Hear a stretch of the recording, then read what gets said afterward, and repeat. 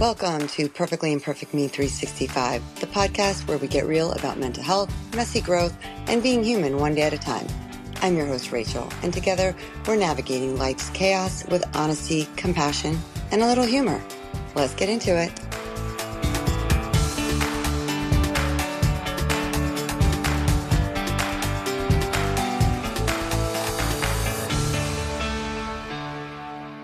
Hey everybody, welcome back to Perfectly Imperfect Me, where I don't shy away from the hard stuff.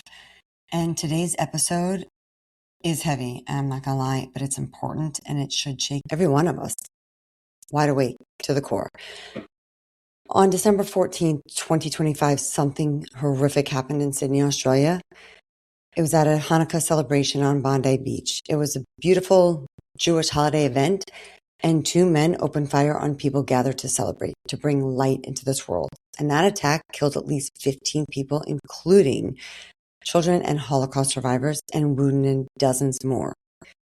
And there are moments when world events don't just feel tragic.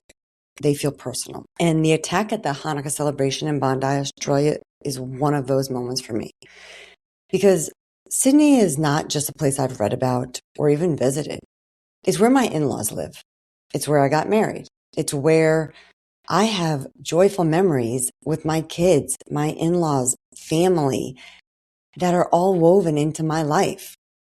And when I learned that this shooting happened in Bondi during a Jewish celebration that is meant to mark light, resilience, and survival, I got worried and my chest tightened.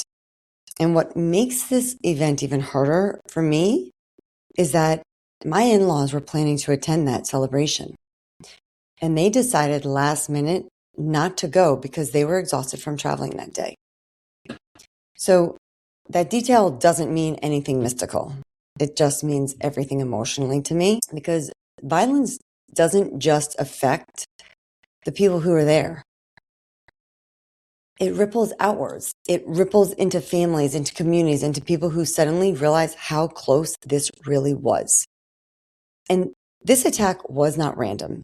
It was not senseless. It was not just another tragedy. This wasn't a random act of violence. Australian authorities have officially called this a terrorist attack inspired by the Islamic State, ISIS, a violent extremist group with a long history of hateful global terror campaigns. Evidence that was found at the scene included homemade ISIS flags and explosive devices, and investigators actually believe the shooters were driven by that radical ideology. So let's be absolutely clear. ISIS and its offshoots are extremist terrorists. Their mission has been to kill civilians, spread fear, and incite hatred, including violent anti-Semitism. Their ideology is a distortion of religion that leads to real-world murder.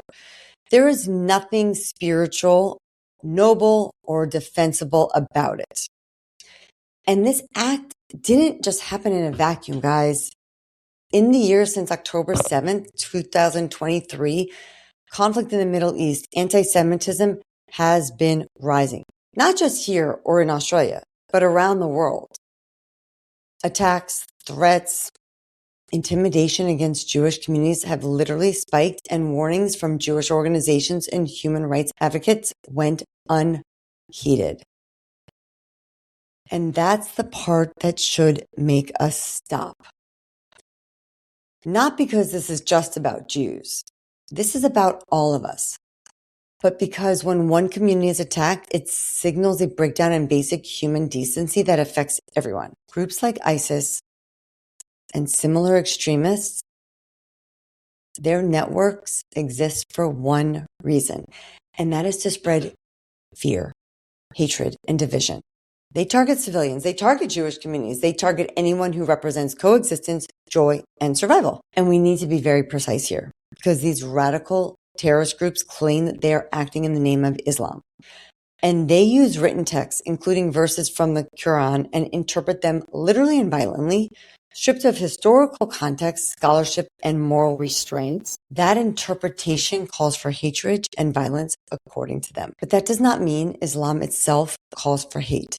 And this is the same pattern we've seen throughout history. Extremists take religious texts, they remove the nuance, they ignore centuries of interpretation, and they weaponize words to justify brutality to fit their narrative. And this is where the moral call to action needs to come in. The governments, citizens, communities worldwide, we must speak up loudly and without hesitation against anti-Semitism and against all forms of hate before the next terror attack. And I want to be very clear. Condemning terrorism and anti-Semitism isn't the same as condemning an entire religion or culture. Islam, like Judaism, Christianity, Buddhism, Sikhism, has over 1 billion followers worldwide. And the vast, overwhelmingly majority of Muslims do not support terror. They don't hate Jews. They don't want violence. They want peace, family, community, just like everybody else. That distinction matters and it must be named. Christians are not responsible for the KKK just because they share a religion. Muslims aren't responsible for ISIS just because they share a faith. That's basic human logic. In fact, Muslim leaders and communities have publicly condemned the Bondi shooting and rejected the ideology behind it as un-Islamic and violent. They are saying very clearly, violence was wrong, hatred is wrong, this is not our faith. And one of the most important things happening right now and deserves much more attention is that global imams, Muslim leaders, and Islamic organizations are speaking out forcefully against this attack and against anti-Semitism. And let's honor this truth. There are Muslims, Arabs, Islamic scholars who stand firmly against anti-Semitism and terror, who teach peace, who protect their neighbors, who denounce ISIS, and they deserve our respect and partnership in building a world free of hate. And this matters because extremism feeds on silence, and courage looks like speaking up even when it's uncomfortable, kind of like what I'm doing now. I don't typically get all political here, but I'm not getting political, but I guess I'm just, I don't know. I want to talk directly to the people like me, similar to me, whether it be liberals, social liberals, to non-Muslims, to people who just care deeply about justice and human rights. It is not enough to be quietly against hate. It is not enough to post selectively. And it's not okay to stay silent because you're afraid of saying the wrong thing. You can stand against Islamophobia and stand against anti-Semitism. You can condemn terrorism without blaming an entire religion. You can actually care about Palestinians and demand safety for Jewish people worldwide. These are not contradictions, guys. These are called dialectical thinkings, and they are moral clarity. And when anti-Semitism is minimized, justified, or even ignored, it doesn't make the world safer. It actually makes it more dangerous for everybody. And silence doesn't just protect marginalized groups. It protects extremism. So, I'm a DBT therapist, and I always like to leave you with some things that we need to do. So let's talk about what we should do. The first thing we do is we need to name the threat. Don't generalize it. We must call out radical terrorist and extremist ideologies that incite violence without vilifying entire religious or ethnic groups. We need to speak up everywhere. This isn't a somewhere else kind of issue. When anti-Semitism goes unchecked anywhere, it normalizes hate everywhere. We also need to stand with the Jewish communities, support their safety, honor their holidays, and mourn with them. Silence equals complicity. We also must support Muslim voices for peace. Highlight and uplift Muslims who reject terror, because partnering across faith lines is how we dismantle extremists. We also must demand accountability from governments and platforms. Hate speech online, extremist propaganda, and political inaction actually just fuels attacks like what just happened at Bondi Beach. And we must insist on change. This episode, guys, isn't about rage. It's not about fear, and it's not about blame. It's about choosing peace with honesty. Peace means that we are refusing to let terrorists hijack religion. Peace means that protecting Jewish communities without turning Muslims into targets. Peace means refusing the lie that we must choose between compassion and accountability.